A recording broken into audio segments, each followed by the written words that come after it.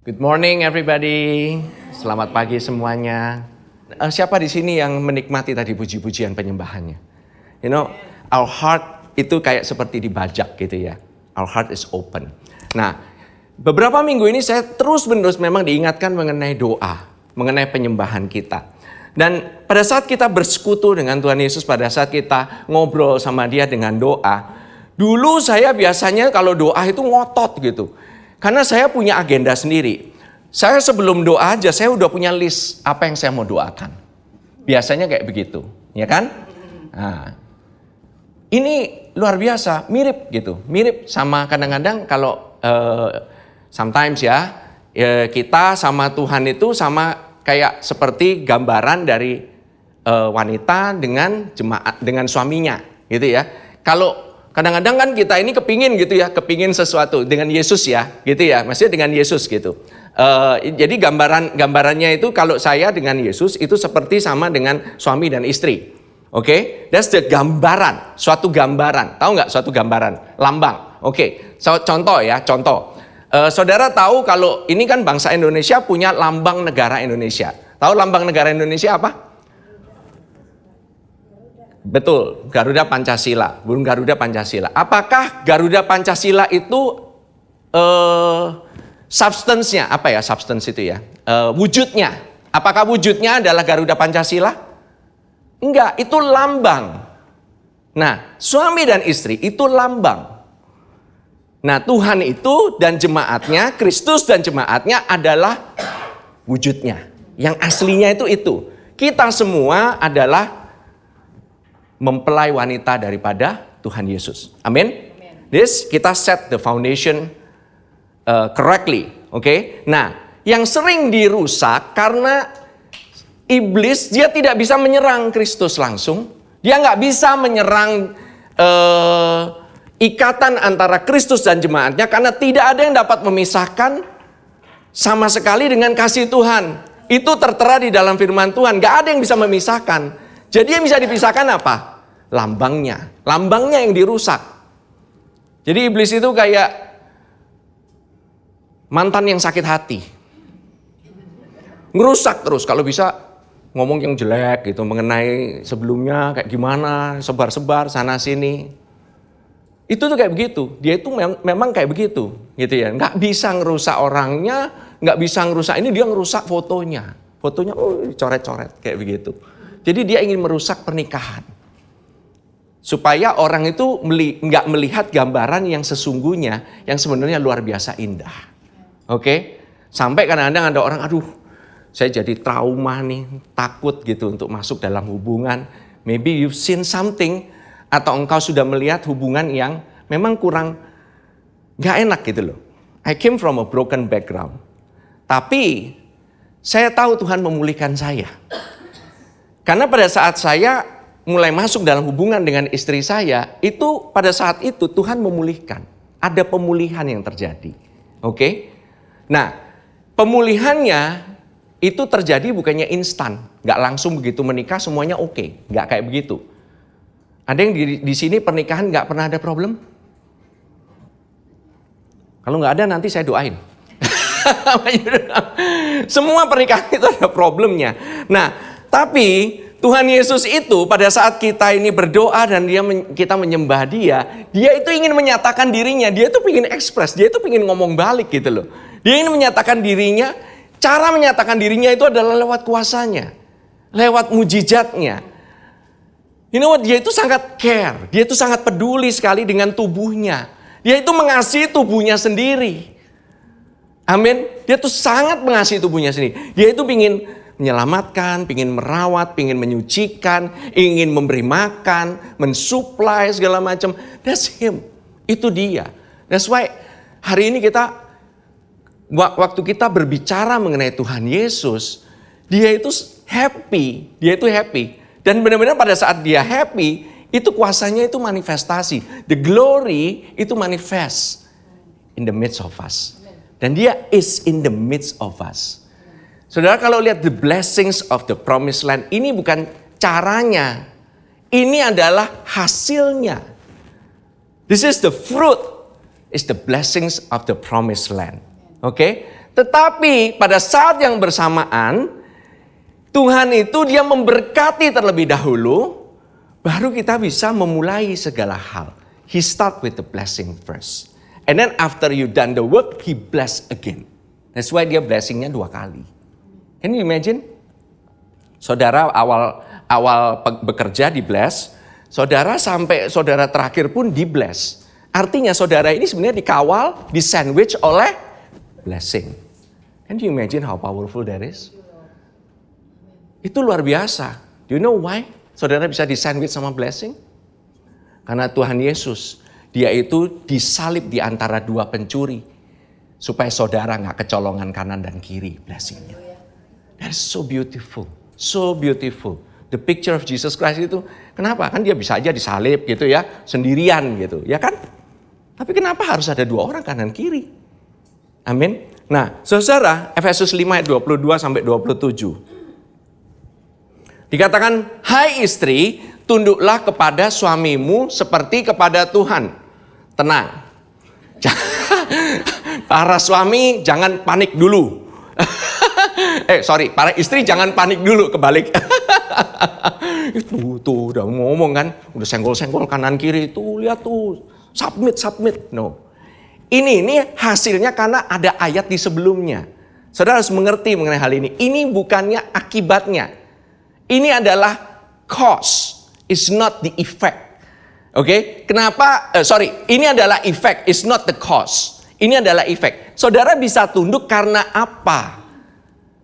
Oke, hari ini saya suka kebalik-balik ya.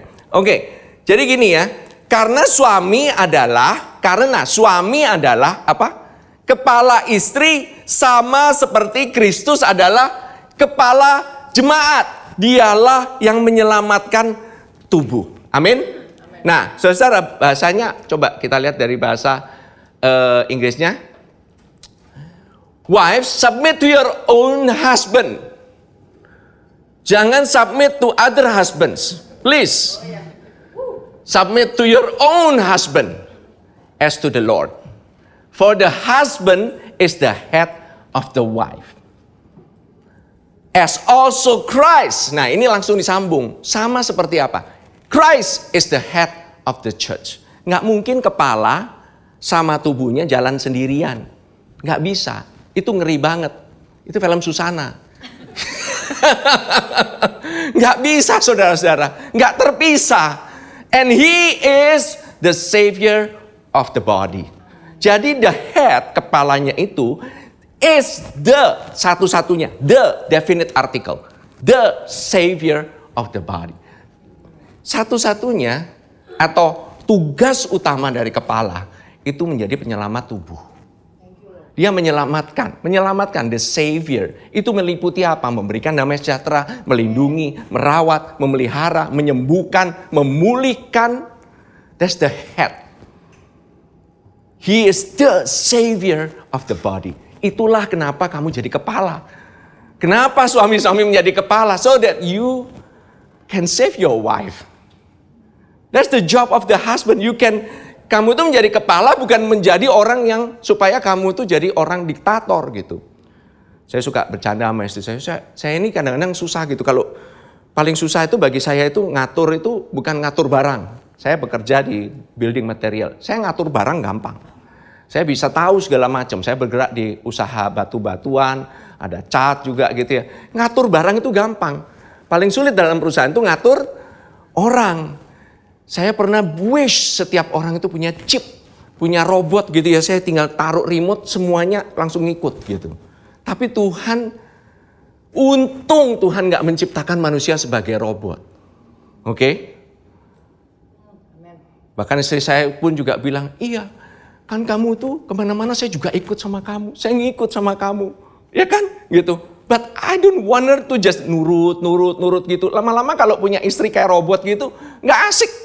Ada yang asik pernah punya kepingin gitu punya istrinya kayak robot? Disuruh apa? Ada tuh filmnya tuh. Di satu kota istrinya semuanya kayak robot. Ada remote-nya. Kalau nanti ini kita ngobrol bisa lah gitu ya. Nah saudara-saudara, dia katakan, for the husband is the head of the wife, also Christ is the head of the church, and he is the savior of the body. Therefore, just as the church is subject to Christ, so let the wives be to their own husband in everything. Saudara, ini yang mungkin menjadi permasalahan, karena ini loh, kamu harus tunduk kepada suami, makanya dalam segala hal semuanya harus tunduk gitu. Wait. Ini suami-suami jangan cepat dulu jam degan, oke? Kalau gitu benar ini. Nah, saudara, dia yang menyelamatkan. Orang yang menyelamatkan jemaat itu saat diselamatkan, dia ini harus apa? This is talking about. Dia ini harus percaya. Percaya sama orang yang menyelamatkan, betul? Kalau kamu nggak percaya sama orang yang menyelamatkan kamu mau nggak diselamatkan? Nggak mau, oke? Dia harus percaya dan dia menyerahkan dirinya sendiri untuk diselamatkan. Kalau kamu mau diselamatin aja ngelawan, gimana mau diselamatin? Gak bisa. You need to submit yourself. Kamu harus menundukkan dirimu dan kamu menyerahkan dirimu untuk bisa diselamatkan. Dan inilah yang menjadi problem dari banyak gereja, karena kita gak percaya bahwa Yesus itu bukannya dia gak sanggup, tapi dia mau gak menyelamatkan kita.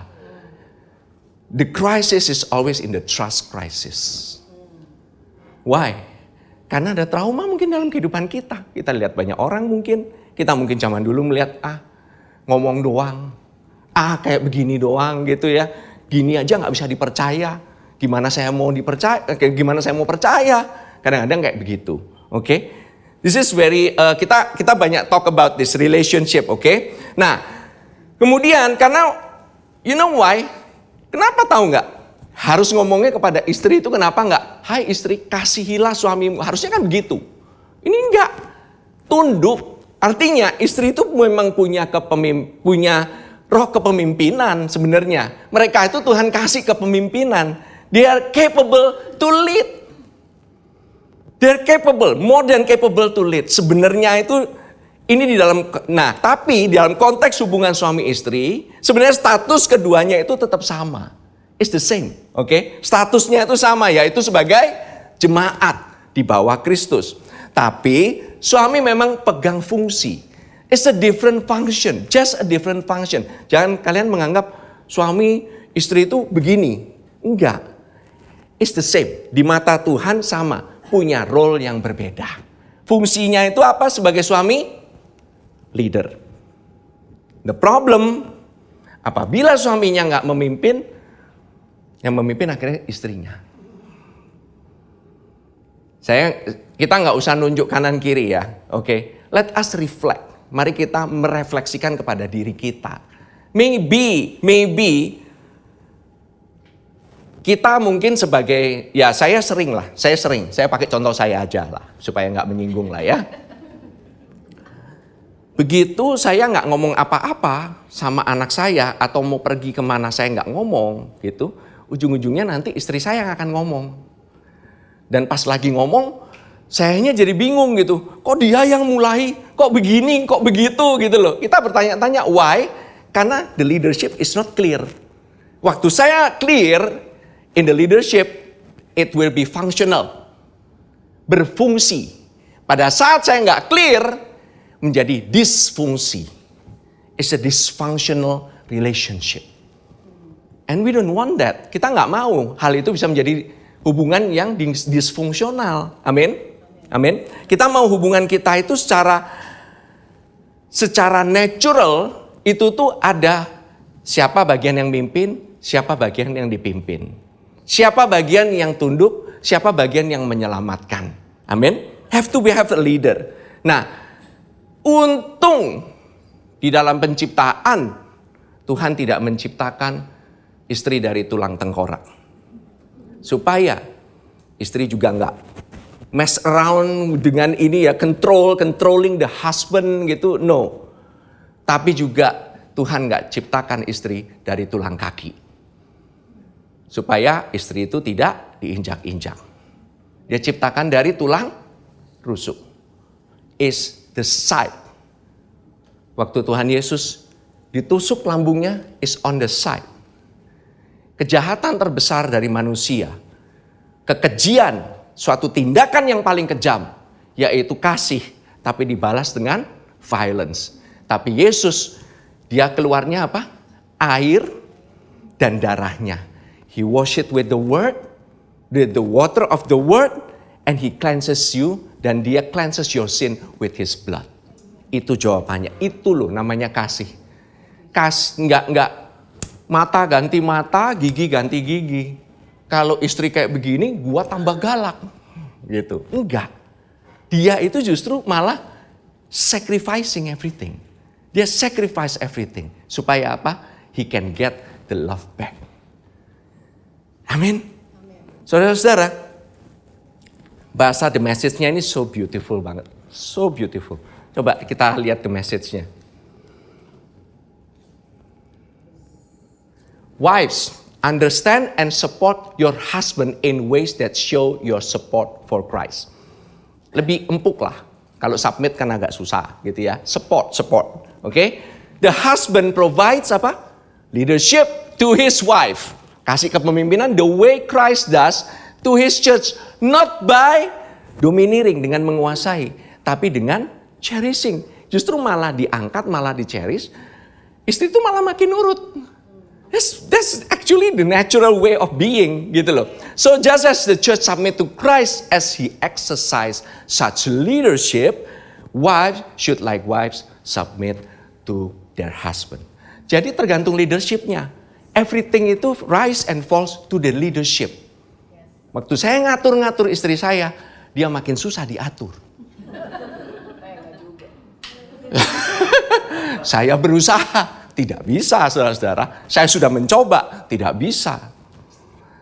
Kadang-kadang we fall into suami ya, namanya ya, suka manipulate. We have our own agenda, maunya kemana. And I learned that through time. Sampai istri saya udah ngerti nih, begitu saya ngomong gini, kamu maunya apa? Gitu langsung ditanya, apa yang kamu mau nih? Kamu ada agenda tertentu? Ngobrol gitu loh. Istri saya itu bisa baca saya, saudara-saudara. Saya takut kadang-kadang sama istri saya. Cenayang yang luar biasa. Bener ya Tari ya? Sebelum saya ngomong, dia bisa complete my sentence. Kamu ngomong ini kan? Ngeri saudara. He's like the Holy Spirit in me. Seriously. See, the more kita fellowship, amin. Dalam spiritual, dalam soul, dalam body, the more kita ini menjadi satu, the more flow-nya itu bisa bareng. The more dia itu tahu apa yang ada dalam otak saya, apa yang ada dalam hati saya. Apa yang paling dalam, kadang-kadang saya cuma lihat-lihatan sama istri saya, kadang-kadang lihatin gitu, yang lihatin, I know what you're thinking. Dia juga tahu, I know what you're thinking. Pasmo, kamu mau makan apa gitu. Tahu-tahu dia bisa ngomong sesuatu yang out of the blue gitu, saya juga mikir hal yang sama. You know? That's actually gambaran yang indah sekali bagaimana Kristus sama jemaatnya itu dia pingin ngobrolnya kayak begitu. Kadang-kadang kita diem-dieman, kadang-kadang kita lihat-lihatan. Sih romantic ya. It's very romantic actually. Benar? Benar gak? Oke. Nah, Efesus 5 ayat 25 sampai 27. Oke. Now, habis istri, sekarang suami. Hai suami, kasihilah istrimu sebagaimana Kristus telah mengasihi jemaat dan telah menyerahkan dirinya baginya. Oke? Husband, loves your wife just as Christ also loved the church and gave himself. Bukan give something to her, bukan hanya give money to her, but give himself. Sometimes kita ini suka bilang, oh iya, gampang ngasihin istri, kasih aja duit, CM, kelar. Enggak, belum tentu. Itu Panadol. Panadol doang. Sebentar CM-nya habis. Kalau kamu bergantung sama CM, atau Noem, atau Saem, atau Goem.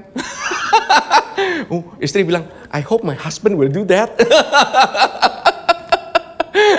Tahu ya, sorry saya ngomong pakai bahasa Hokkien. CM itu 1M, Goem itu 5M.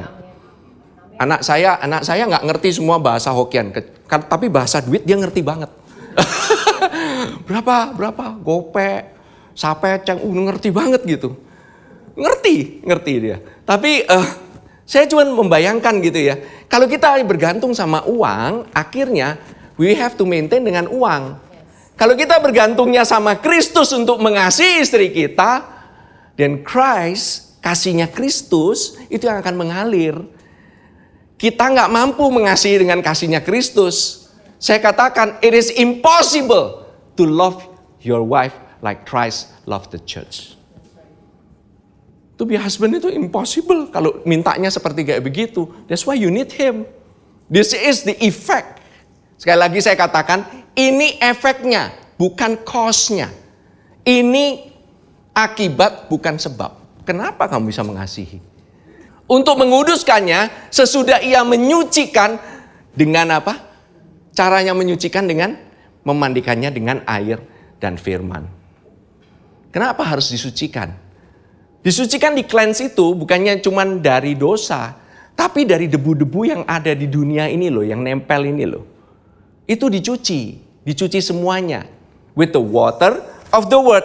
Supaya dengan demikian ia menempatkan jemaat di hadapan dirinya dengan cemerlang tanpa cacat atau kerut atau yang serupa itu. Tetapi supaya jemaat kudus dan tidak bercelah.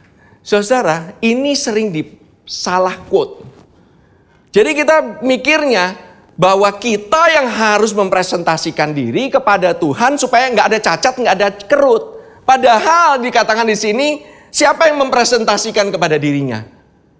Siapa yang mempresentasikan kepada Tuhan? Siapa yang menyiapkan jemaatnya supaya kudus, tidak bercacat, tidak bercelah? Bukan kamu, Yesus. It's His job.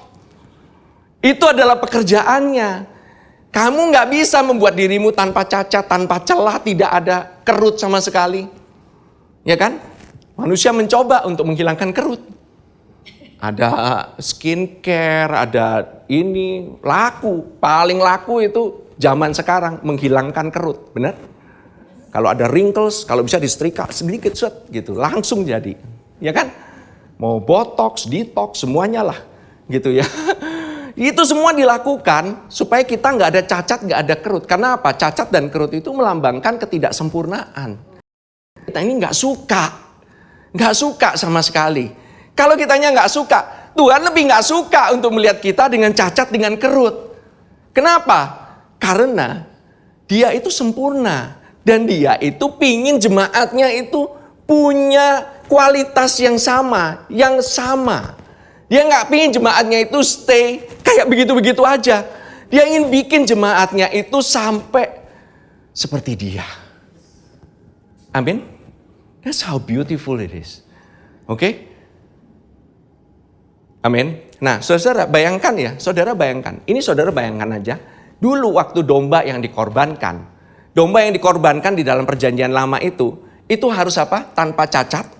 Tanpa celah sama sekali, tanpa kerut atau yang serupa dengan itu. Artinya yang diperiksa korbannya atau orang yang bawa korbannya.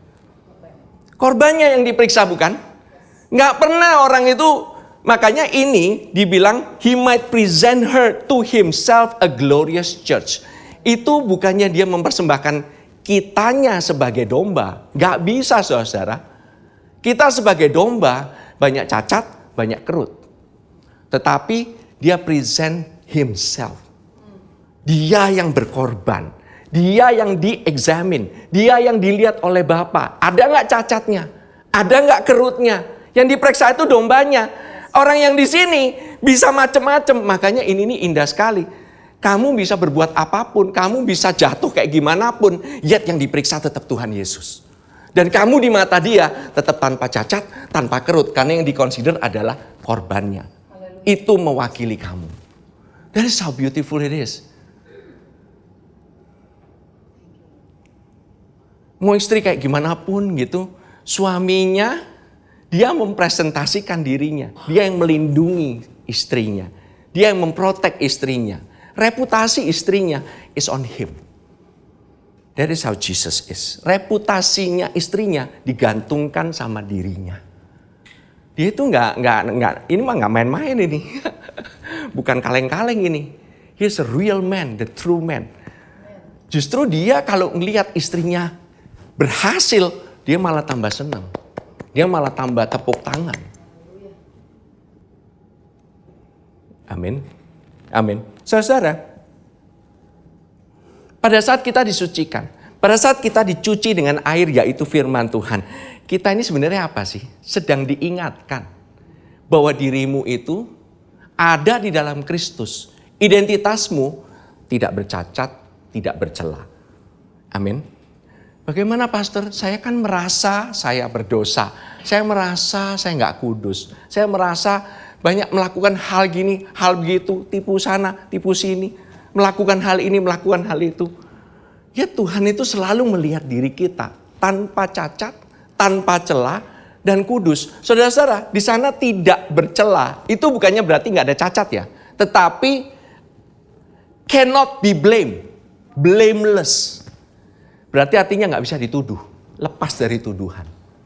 Saudara, kalau di sini ada yang merasa masih tertuduh, saudara ketahuilah tidak ada lagi tuduhan di dalam Kristus Yesus. There is no more condemnation in Christ Jesus. Whatever that you are doing, no more condemnation. Titik.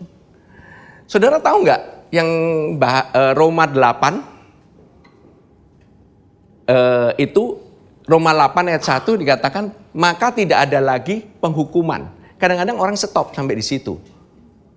No, Roma 8 ayat 1 katakan demikian sekarang tidak ada penghukuman bagi mereka yang ada di dalam Kristus Yesus. Ini dalam bahasa Indonesianya atau dalam bahasa Inggrisnya ini ditambahin lagi. Padahal karena apa? Karena banyak orang itu suka bertanya-tanya. Sekarang gak ada lagi di dalam Kristus Yesus. Gak ada lagi penghukuman. It's too good. Keenakan. Gak ada lagi orang mau hidup kudus. Kalau gitu ngapain ngajarin kekudusan? Ya saya tanya, ngapain? Why are you teaching it? Why are you teaching the result? Sedangkan orang, jemaat juga nggak tahu bagaimana caranya menguduskan diri sendiri. Ada yang di sini bisa menguduskan dirinya sendiri? Bisa pastor, saya bisa melakukan hal ini, saya bisa baca firman Tuhan, saya bisa ini. Itu kan act of menguduskan diri sendiri. Gak boleh lepas, gak boleh bocor sama sekali. Jujur. Ya saya sudah berapa tahun nih, saya gak pernah miss saat teduh di pagi hari. Saya gak pernah miss sama sekali. Saya lebih kudus dibanding tuh tetangga sebelah. Yang kerjaannya cuma ngegosip pagi-pagi, cuma ngeliatin sosmed. Ngomongnya begitu. Dan kita mulai start membanding-bandingkan. Begitu ada orang yang lebih jago, langsung insecure. Wah kayaknya nih saya kurang kudus nih, saya harus lebih kudus lagi dari dia. Makin pressure, makin gak bisa. Saudara, coba lihat dari bahasa Inggrisnya ya, Efesus 5 ayat 25 sampai 27. Coba kita baca bersama-sama.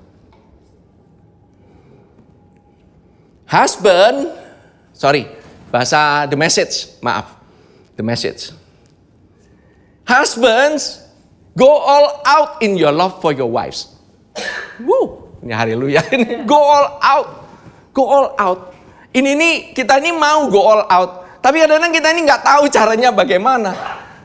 How to go all out. Exactly as Christ did for the church, a love marked by giving and not getting. Gimana caranya? Kamu mesti ngeliat Kristus. Kristus itu cintanya itu memberi. Dia nggak even minta apa-apa balik. Sometimes kita minta timbal balik kan.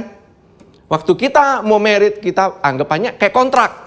Kamu lakukan bagian kamu, maka aku akan lakukan bagianku. No, Kristus dia melakukan semuanya. Whether you want it to do, kamu gak mau mengasihiku, aku tetap mengasihi kamu. That's how Christ is. That's how Christ is. That's go all out. Gak ada namanya minta balik. Gak ada sama sekali.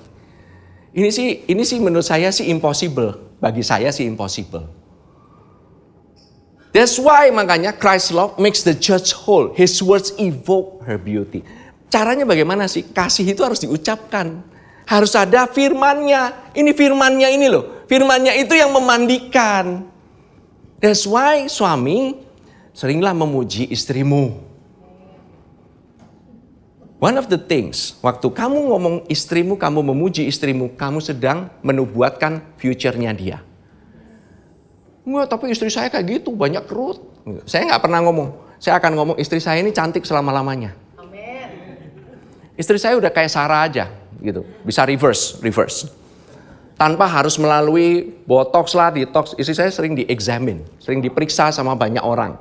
Banyak ahli Farisi, banyak ahli Taurat itu sering diperiksa dia. Waktu diperiksa, dicari sambungannya di mana nih? Nggak menemukan, karena memang nggak ada.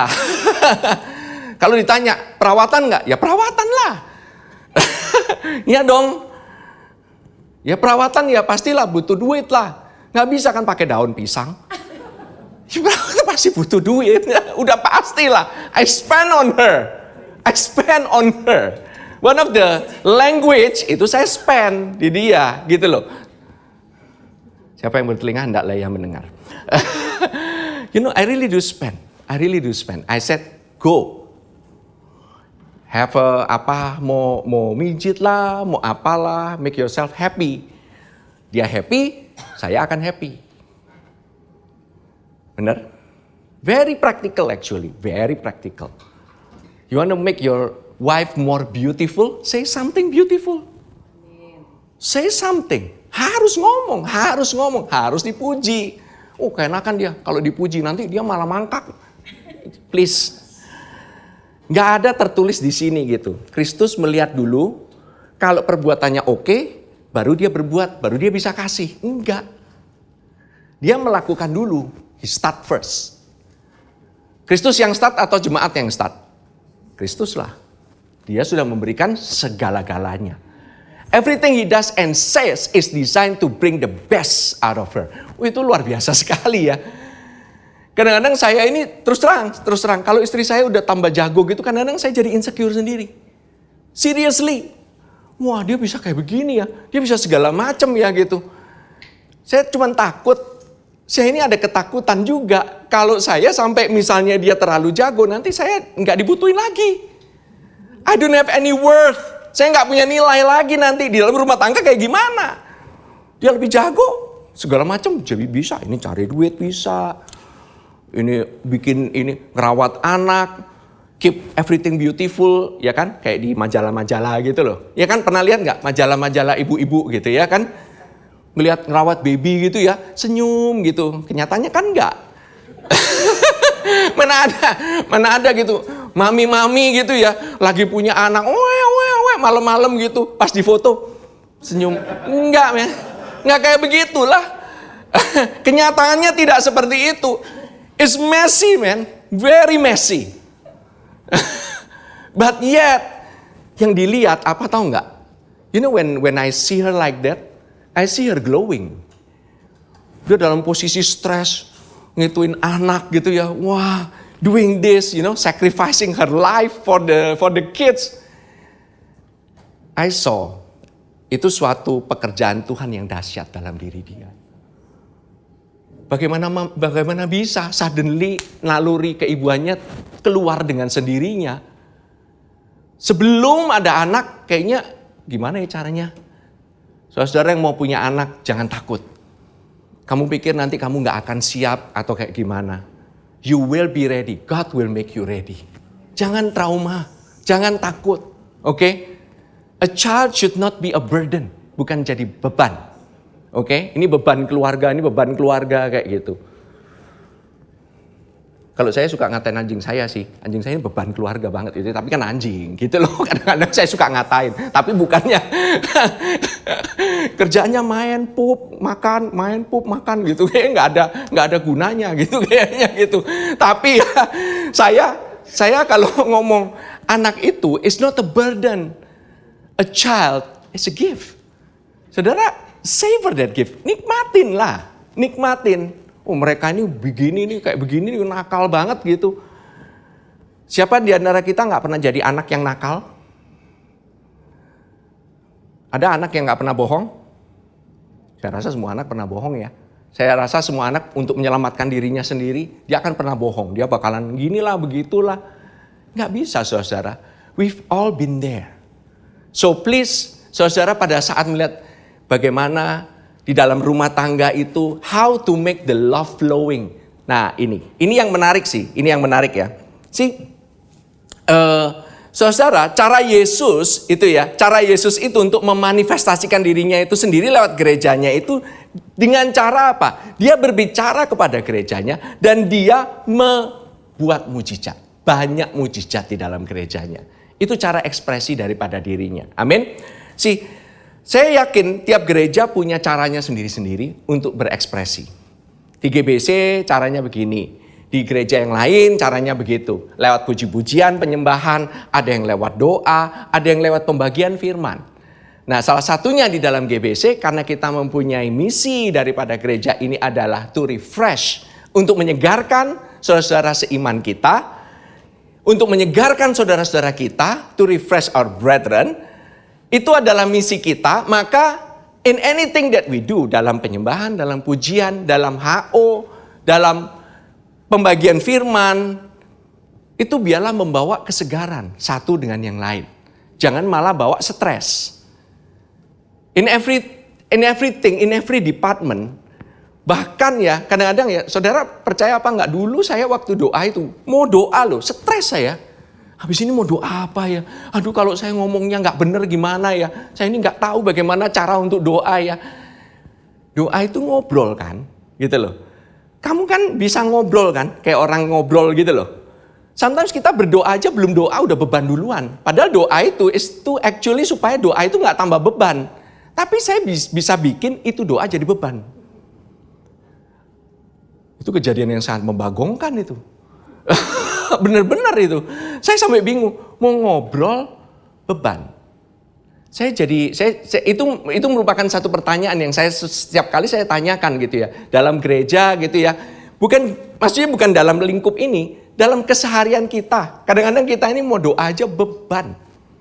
Kita ini berasanya, aduh gimana ya. Tapi ya. Christ is so patient. Dia itu sangat sabar sekali. Untuk orang yang kayak saya kayak begini. Tuhan bikin sangat sabar sekali. Dan dia itu buat saya, itu akhirnya bisa ngomong. Kalau saudara tahu saya kira-kira 20 tahun yang lalu, I never talk like this. Saya nggak pernah ngobrol kayak begini. Saudara kalau tahu, tahun 2002 gitu ya, zaman saya dulu. Nah di sini ada salah satu our friend juga ya, itu ya, yang tahu bagaimana tampang saya pada saat 2002. Saya datang ke ibadah anak muda, saya pakai baju batik, kemudian saya mulai mengajar sejarah. Habis itu anak-anak muda semua. Bukannya tambah rame, tambah dikit. Saya bikin, aduh gitu. Sampai belakangan baru pada ngomong sama saya. Pastor, tahu gak pastor? Please next time datang ke ibadah anak muda, jangan pakai batik pastor. Ini bukan kondangan. Gitu loh. Ini bukan acara resmi kepemerintahan pastor. Saya pikir kalau ibadah kan mesti sopan. Beneran saya pakai batik. Wow, itu saya sampai bingung gitu loh. At the end of the day, tahun 2005 sampai sekitar tahun 2010-2011, saya ditunjuk menjadi youth pastor. Which is out of my mind. Saya nggak pernah ngimpi, nggak pernah even think akan menjadi youth pastor. Let alone saya ngobrol sama anak-anak muda dan nyambung. Saya cocok ngobrol sama orang-orang tua, tapi nggak cocok ngobrol sama anak-anak muda. Yat saya Tuhan kasih untuk ngobrol sama anak-anak muda dan nyambung. Saya bilang pasti bukan saya, it's Him. It's all about Him. Amin. That's how God actually express. Bukan akan kemampuan saudara, karena saudara merasa nggak mampu. Tapi Tuhan mau berekspresi lewat diri saudara, lewat gerejanya loh, lewat gerejanya. Amin. Dan setiap kali kamu memberitakan Injil, itu Tuhan menyertai. Dia berikan kuasanya. Dia nggak biarin kamu itu memberitakan Injil nggak dikasih kuasa sama sekali. That's why waktu kamu dikasih kuasa dan itu bukan kamu nggak bisa take credit sama sekali. It's all about Him. Amin. Markus 16 ayat 20, mereka pun pergi memberitakan Injil ke segala penjuru dan Tuhan turut bekerja dan meneguhkan firman itu dengan tanda-tanda yang menyertainya. Saudara-saudara, saya ingin kembali lagi, next. Kembali kepada 4 pilar ini. Saya ingin menjelaskan kembali supaya saudara bisa reflect kembali. Oke? Orang-orang yang menerima perkataannya itu memberi diri dibaptis, Kisah Para Rasul 2 ayat 41-42. Dan pada hari itu jumlah mereka bertambah kira-kira 3.000 jiwa. Mereka bertekun dalam, pertama apa? This is the pillar, pengajaran rasul-rasul. Kedua, dan dalam persekutuan. Dan mereka selalu berkumpul untuk memecahkan roti dan berdoa. Ini 4 pilar yang harus ada di dalam gereja kita. Amin. Pertama, doktrin. Kedua, bersekutu satu dengan yang lain. Oke? Ketiga, memecahkan roti which is Holy Communion. Dan keempat, kita berdoa. Berdoa dan penyembahan. Ini harus selalu ada di dalam gereja, di dalam ibadah maupun di luar ibadah. Karena gereja itu bukan masalah event. Gereja itu tubuh Kristus. Amin. Gereja itu bukannya minggu. Gereja itu minggu sampai ketemu minggu. Amin. Saudara paham ya mengenai hal ini ya. Jangan saudara mikir, oh gereja itu minggu. No. Oke. Saudara-saudara, 4 pilar ini masalahnya sering diserang. Sangat sering diserang mengenai 4 hal ini. Bagaimana cara menyerangnya? Coba saudara lihat di ayat yang berikutnya. Ini. Jawab Yesus, Matius 24 ayat 4-8. Jawab Yesus kepada mereka, waspadalah supaya jangan ada orang yang menyesatkan kamu. Sebab banyak orang akan datang dengan memakai namaku dan berkata, akulah Mesias. Dan mereka akan menyesatkan banyak orang. Ini bicara mengenai pengajaran yang sesat. Mengenai doktrinal. Ini akan diserang, saudara-saudara. Amin. Nah, coba nextnya. Kedua, diserangnya dengan apa? Kamu akan mendengar deru perang atau kabar-kabar tentang perang. Namun berawas-awaslah, jangan kamu gelisah. Sebab semuanya itu harus terjadi, tetapi itu belum kesudahannya. Saudara, kalau ada perang, saudara kan rasanya khawatir nggak? Yes, you are. Kalau ada dalam satu perusahaan ada yang perang, saudara khawatir nggak? Khawatir. Kalau sebagai anak, papa mamanya berantem terus, khawatir nggak? Khawatir. Dia akan gelisah. Sama seperti Kristus, dia ingin mengangkat kamu dari kegelisahan kamu. Dan itu ada solusinya, saudara-saudara. Amin. Oke, next. Sebab bangsa akan bangkit melawan bangsa dan kerajaan melawan kerajaan. Akan ada apa? Kelaparan dan gempa bumi. Tapi dalam bahasa Inggrisnya famines, kelaparan. Pestilence, famines tahu ya, kelaparan itu ya. Artinya apa? Kekurangan. Kekurangan. Baik berkekurangan secara makan, kekurangan secara makanan dalam jiwa, kekurangan, istilahnya kekurangan. Semua serba kekurangan. Amin. Masalah uang, masalah ini. Nah, kemudian pestilence and earthquakes. Pestilence itu adalah sampar, sakit penyakit.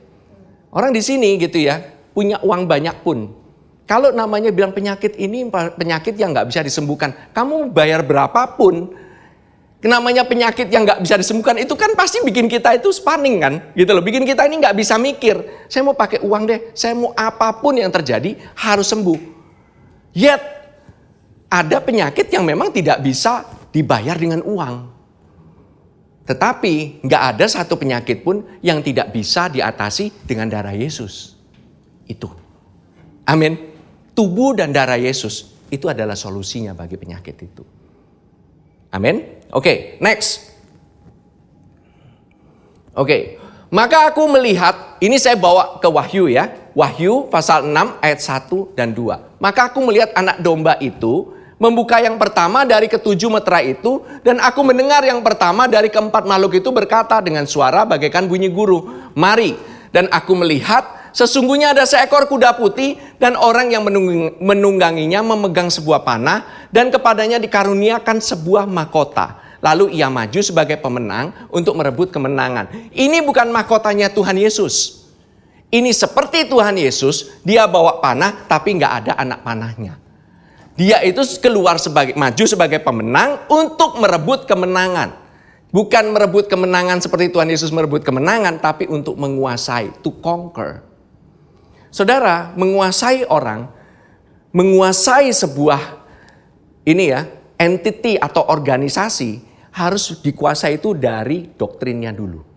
Dari pengajarannya dulu. Apa yang kamu percayai itu akan mengubah, menguasai kehidupanmu. Jangan sembarangan dengan masalah doktrin ini. It's a matter of life and death. Makanya saya nggak sembarangan juga gitu loh. Yang ada di pulpit ini nggak sembarangan saudara-saudara. Pulpit can pull you out of the pit atau pull you into the pit. Bisa tambah dalam kamu. Amin. It's very, this pulpit is very controlled. Maksudnya sangat-sangat bagi saya ya. I take care of this.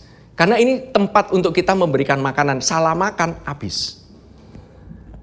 That's how powerful doctrine is. Amin. Nah, next. Dan ketika anak domba itu membuka meterai yang kedua, aku mendengar makhluk yang kedua, the second one, majulah seekor kuda lain, seekor kuda merah padam. Dan orang yang menungganginya dikaruniakan kuasa untuk mengambil damai sejahtera dari atas bumi, sehingga mereka saling membunuh dan kepadanya dikaruniakan sebilah pedang yang besar. Ini masalah perang. Masalah damai sejahtera. Si damai sejahtera ini sekali lagi, ini adanya bukan cuma di luar. Tetapi di tengah-tengah kita itu damai sejahtera banyak yang diambil. Pada saat kita berantem satu sama yang lain, curiga satu sama yang lain. Itu memecah belah saudara. Saudara ngeliatin seseorang gitu ya, kadang-kadang gitu ya. Dia mikirnya apa, udah pikirannya udah gak bener duluan. Saudara merasa, wah, saudara begitu kepikiran, ini orang kok gak pernah senyum ya sama saya ya. Di rumah kepikiran. Pernah gak ada yang kayak begitu? Dibawa-bawa pulang, dipikirin kenapa ya dia gak pernah senyum ya sama saya ya. Selama ini what's the problem? See, that's a spiritnya untuk memecah belah. Memecah belah. Next. Dan ketika anak domba itu membuka meterai yang ketiga, aku mendengar makhluk yang ketiga berkata, mari, dan aku melihat sesungguhnya ada seekor kuda hitam, dan orang yang menungganginya memegang sebuah timbangan di tangannya, dan aku mendengar seperti ada suara di tengah keempat makhluk itu berkata, secupak gandum sedinar, 3 cupak jelai sedinar, tetapi janganlah rusakkan minyak dan anggur. Ini mengenai provision, mengenai kelaparan, mengenai kekurangan. Oke? Dan ketika anak domba itu membuka meterai yang keempat, aku mendengar suara makhluk yang keempat berkata, mari, dan aku melihat sesungguhnya ada seekor apa? Kuda hijau kuning, dan orang yang menungganginya bernama Maut, dan kerajaan Maut mengikutinya, dan kepada mereka diberikan kuasa atas 1/4 dari bumi untuk membunuh dengan pedang, dan dengan kelaparan, dan sampar, dan dengan binatang-binatang buas yang di bumi. Ini sakit penyakit. Sakit penyakit temannya namanya Maut. Kematian. Karena sakit penyakit itu is the beginning of kematian. Setuju ya? Oke, this is the attack. The attack. Oke, kita lihat jawabannya. Next. Nah, Zakaria 6 ayat 1 sampai 7. Coba kita lihat ya. Arahnya dari mana? Pertama, aku melayangkan mataku pula, maka aku melihat tampak keluar 4 kereta dari antara 2 gunung. Adapun gunung-gunung itu adalah gunung-gunung tembaga. Kereta pertama ditarik oleh kuda merah, kereta kedua oleh kuda hitam, kereta ketiga kuda putih, terakhir keempat kuda yang berbelang-belang dan berloreng-loreng. Saya akan ikuti sesuai dengan urutannya aja. Oke, next. Berbicaralah aku kepada malaikat yang berbicara dengan aku itu, apakah arti semuanya ini Tuanku? Berbicaralah malaikat itu kepadaku, semuanya ini keluar ke arah 4 mata angin. Ingat ya, 4 mata angin, utara, selatan, barat, timur, oke? Atau barat, timur. Sesudah mereka menghadap kepada Tuhan seluruh bumi. Next. Yang ditarik oleh kuda hitam itu keluar ke tanah utara, yang putih itu keluar ke arah barat, berbelang-belang itu keluar ke tanah selatan, yang merah itu keluar. Dia nggak sebutin ke arah mana. Tapi saudara tahu ini keluarnya ke arah kemana? Timur. Ya kan?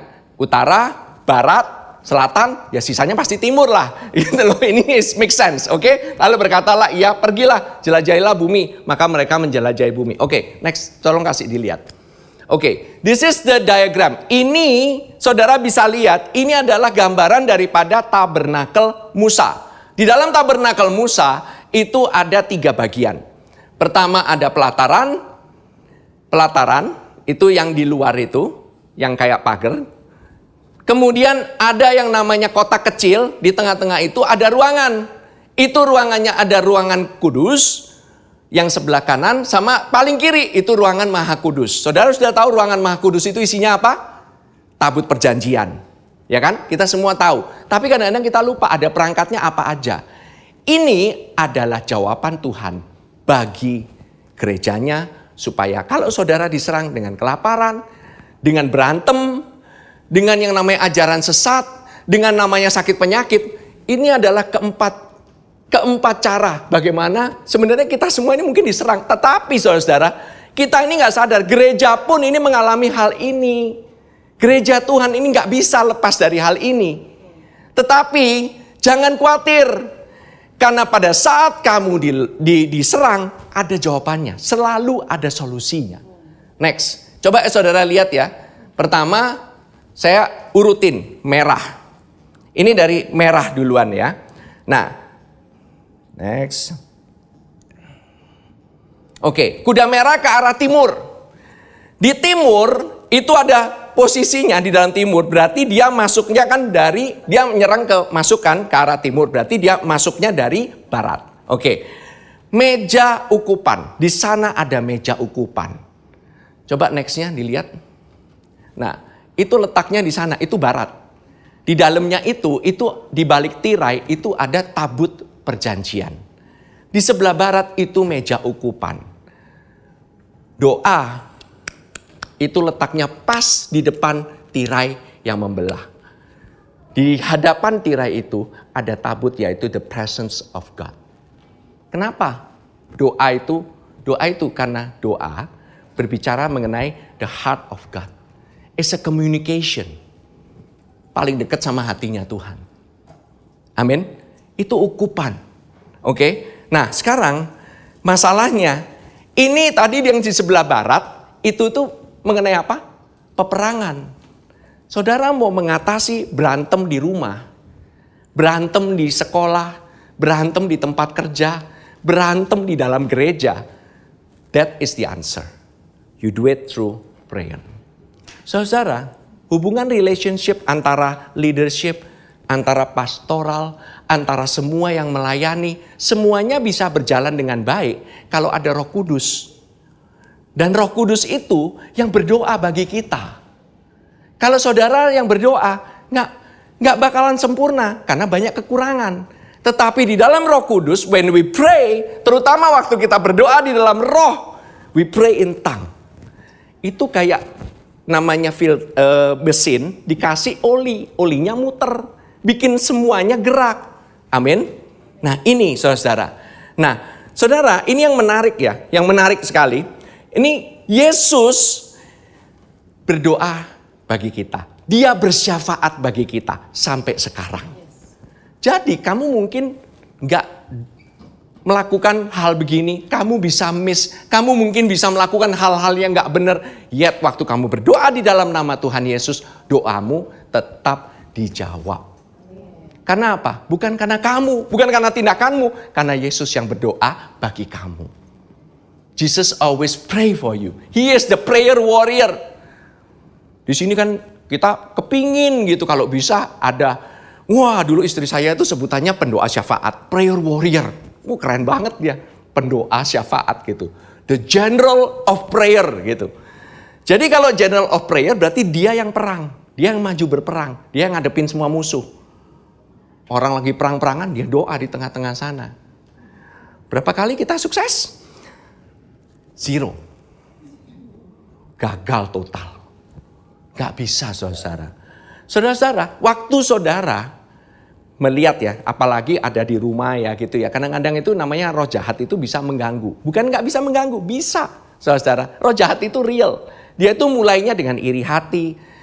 Saudara-saudara, kalau punya dengar cerita ya di dalam, oh ini rumah ini angker nih gitu ya. Oh rumah ini ada setannya nih. Oh rumah ini bangkunya bisa goyang-goyang sendiri. Itu levelnya bawah saudara-saudara. Saya katain sama saudara ya, wong ini bisa terbang-terbang sendiri. Jangan pusingin nama yang itu. Itu levelnya bawah. Yang level atas, saudara satu sama yang lain, saudara saling iri hati. Menyombongkan diri. Saudara itu nggak secure satu sama lainnya. That's more dangerous. Saudara ini merasa, wah saya ini merasa, wah ini gak bener ini kayak begini nih. Saudara-saudara, itu tuh ada spiritnya. It's true. Tetapi jangan khawatir. You pray, you declare your house is clean. Kamu yang declare. Nggak usah panggil pastor bahkan. Saudara, saya katakan sekali lagi. Saudara untuk mendoakan rumah, bahkan nggak usah memanggil gembala. Saudara doakan sendiri. Saudara pakai minyak, urapan. Saudara urapi. Saudara urapi anak-anakmu. Saudara urapin istrimu. Saudara urapin suamimu. Urapin yang bisa diurapin. Why? When the presence of God is there, waktu saudara berdoa, itu saudara itu sebenarnya sedang build a barrier. Membuat suatu proteksi. Membuat suatu perlindungan. Dan you actively do that. Enggak cuma sekali. Lakukan sesering saudara mau. You don't have to, enggak usah harus manggil pastor gitu, harus doain gitu. If you wanna invite, fine, enggak apa-apa. Tetapi saudara tahu, saudara ditempatkan di rumah itu, saudara itu punya role, yaitu menjadi pemimpin dari rumah itu. You are the owner of that house. So, you are the one punya kuasa untuk bisa menginjak ular dan kalajengking dan mengusir roh-roh jahat. Amin. Saudara juga punya kuasa. Haleluya. Oke. Ini yang menariknya begini ya. Do you know how they get the pembakaran itu, tahu nggak? Jadi mereka itu taruh spices, taruh bumbu-bumbu lah gitu loh ya. They get the charcoalnya, arengnya itu dari korban bakaran. Dari arengnya korban bakaran. Artinya apa? Your prayer is always about Jesus and His finished work. Dan pekerjaannya yang telah selesai di atas kayu salib.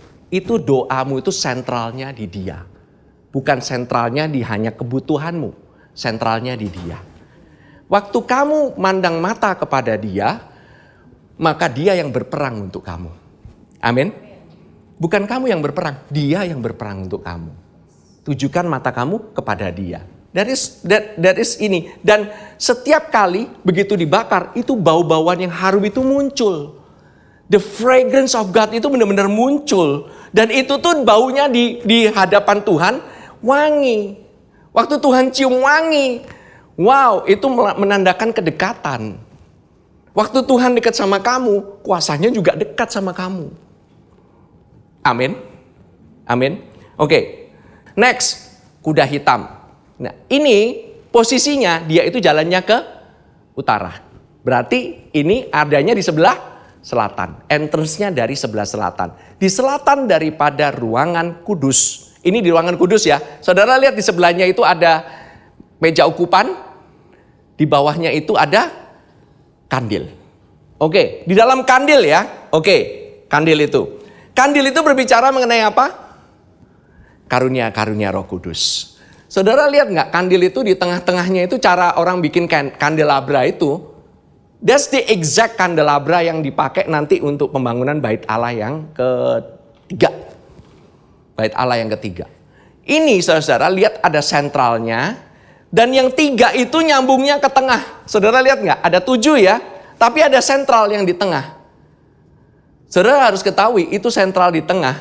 Itu bukan saudara. Itu Tuhan Yesus. Jadi gereja itu berpusat kepada Yesus. The church is always the center of Christ is always the center in the church. That's the center. Itu caranya. Amin. Branch-nya itu keluar dari Yesus. Itu ada 7. Oke? 7 spirit. Oke? Nah, ini menggambarkan apa? Menggambarkan tentang gereja lokal. Bersekutu satu dengan yang lainnya. Melambangkan apa? Komsel. Komsel satu dengan yang lainnya. Bersekutu, terlibat di dalam gereja lokal. Saudara, waktu saudara terlibat dalam gereja lokal, memberikan waktu saudara, melayani di dalam gereja lokal, Tuhan tidak mungkin tidak memberkati kamu. God will bless you abundantly. Kenapa? Karena dia nggak mengutang. Dia nggak mengutang sama saudara.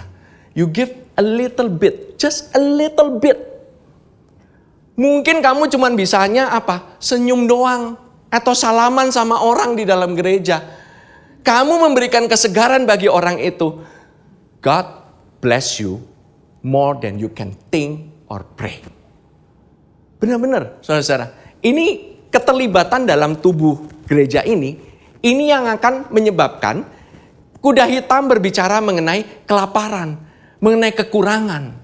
Pada saat saudara memberi kepada gereja, kepada tubuh Kristus, di dalam tubuh tidak ada yang kekurangan. Amin. Coba kita lihat ya.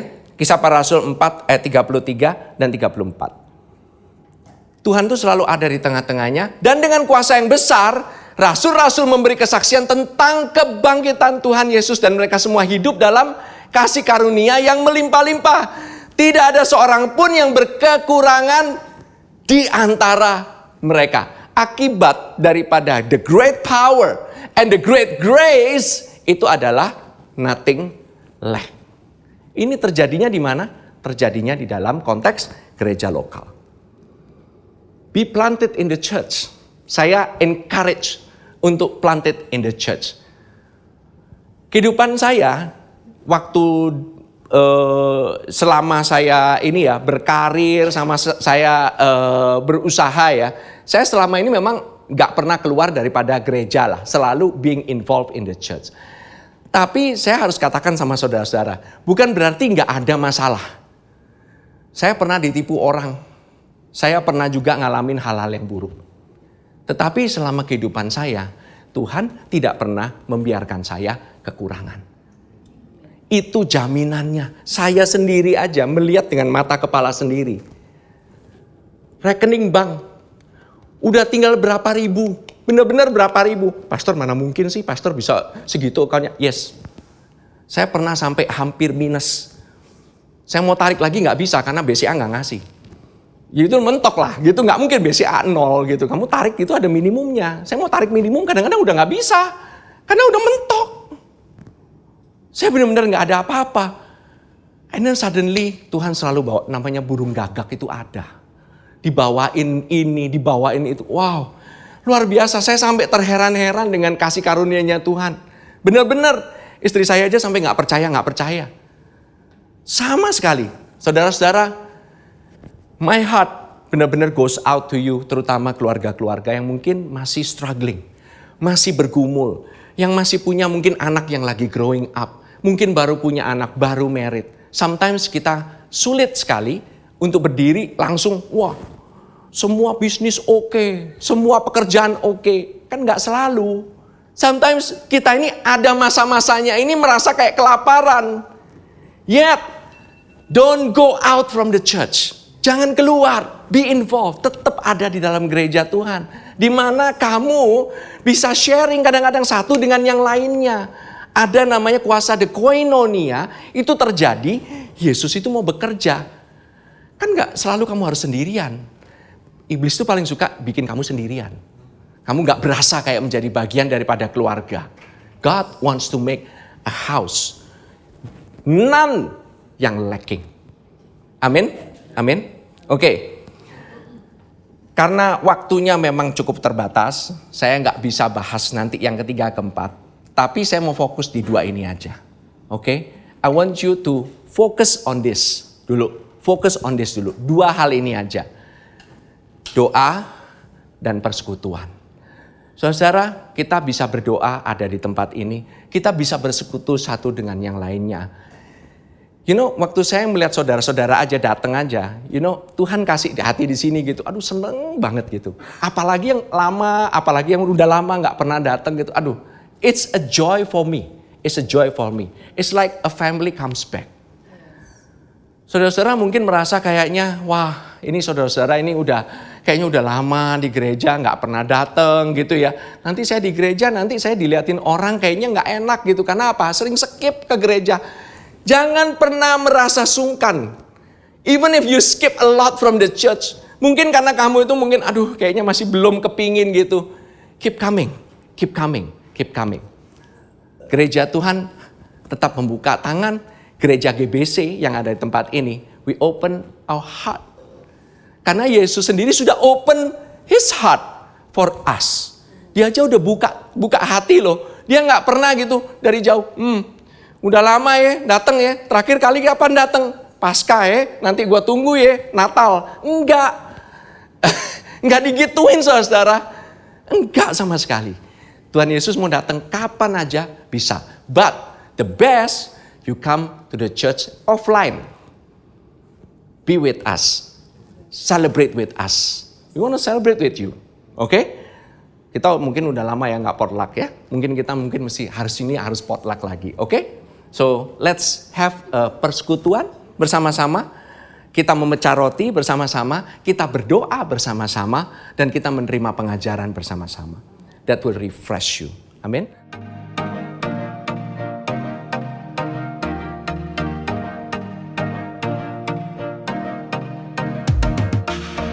Terima kasih untuk saudara sekalian yang telah mengikuti ibadah GBC Jakarta bersama kami. Kami berharap saudara sekalian diberkati dan disegarkan oleh firman Tuhan yang telah disampaikan pada hari ini.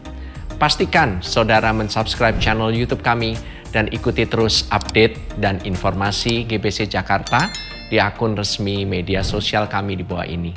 Shalom, Tuhan berkati.